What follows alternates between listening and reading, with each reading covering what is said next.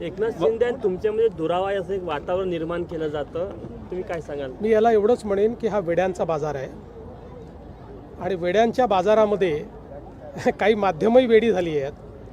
त्यामुळे परवाही मी आणि शिंदेसाहेब ज्यावेळेस हुतात्मा स्मारकावर गेलो, आल्यावर आम्ही दोघं भेटलो, जाताना आम्ही दोघं भेटलो.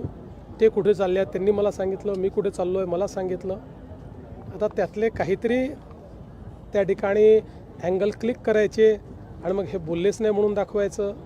कालच्याही कार्यक्रमांमध्ये आमच्या दोघांच्या आजूबाजूला पुरस्कार्थी बसवण्याकरता नियोजन होतं. त्यांच्या पाट्या लागल्या होत्या म्हणून आम्ही बसलो होतो. आल्यावरही आम्ही भेटलो, स्टेजवरही आम्ही भेटलो, खाली उतरतानाही भेटलो, जातानाही आम्ही बोललो. याचं कारण आहे की न बोलण्यासारखं काहीच घडलेलं नाही. तुम्ही जे दाखवताय अशी कुठलीही परिस्थिती नाही.